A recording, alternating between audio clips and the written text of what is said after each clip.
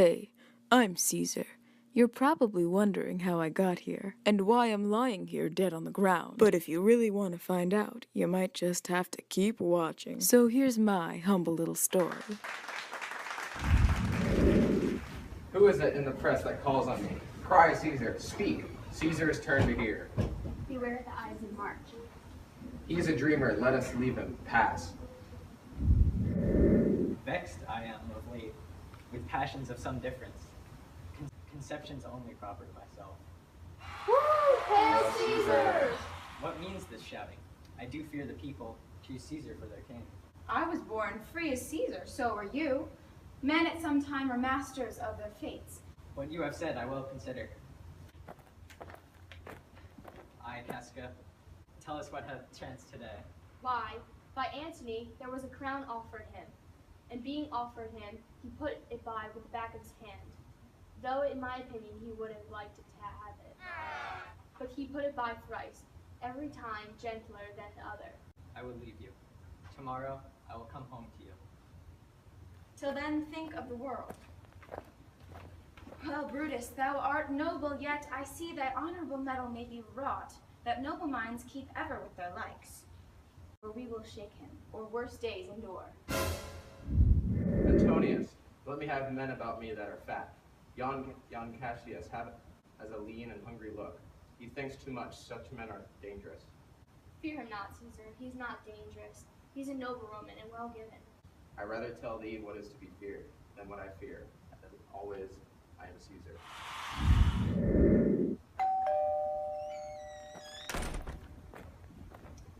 Our course will seem too bloody, Caius Cassius. Let us be sacrificed, but not butchers, Caius. And for Mark Antony, think not of him, for he can do no more than Caesar's arm when Caesar's head is off. Let him not die. Yet I fear him. But it is doubtful yet whether Caesar will come forth today or no, for he is superstitious grown of late. Never fear that. Let me work, for I will bring him to the capital. Worthy Caesar, I come to fetch you to the Senate house. Tell them I will not go today, Decius. The cause is in my will. Calphurnia stays me at home. She dreamt tonight she saw my statue, which did run pure blood, and many lusty Romans did bathe their hands in it. The scenes have concluded. To give this day a crown to mighty Caesar. If you shall send them word we will not come, their minds may change. Give me my robe, for I will go. Caesar, beware. There is but one mind in all these men, and it is bent against Caesar. Look about you. Security gives way to conspiracy. The mighty gods defend thee. Thy lover, Artemidorus. If thou read this, O Caesar, thou mayest live. If not, the fates with traitors do contrive. Caesar, read the schedule. Trebonius doth desire you to overread. Finds a suit that touches Caesar nearer. What touches us ourselves shall be last served. Casca, you are the first that rears your hand. Are we all ready? What is now amiss? O Caesar, great Caesar, speak hands for me.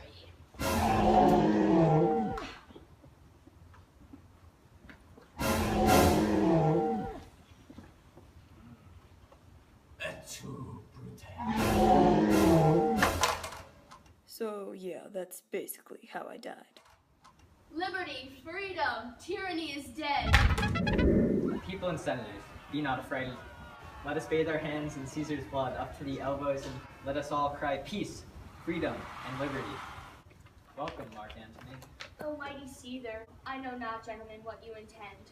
Though now we must appear bloody and cruel, our hearts you see not, they are pitiful. We will deliver you the cause, why that I, that did love Caesar when I struck him, have thus proceed. I doubt not of your wisdom. Let each man render me his bloody hand, you, Brutus, and you, Cassius. Friends, I am with you and love you all, upon this hope that you shall still give me some reason, why and wherein Caesar was dangerous. Our reasons are so full of good regard. That's all I seek, and that I may speak in order of his funeral. You shall, Mark Antony. A moment. You know not what you do. Do you not consent that Antony speak in his funeral? I will myself into the pulpit first, and show the reason of our Caesar's death. I know not what may fall. I like it not. Mark Antony, You shall not in your funeral speech blame us, but speak all good you can devise of Caesar, and say you do it by our permission. Be it so. Oh, pardon me, thou bleeding piece of earth. Thou art the ruins of the noblest man. Over thy wounds now I do prophecy.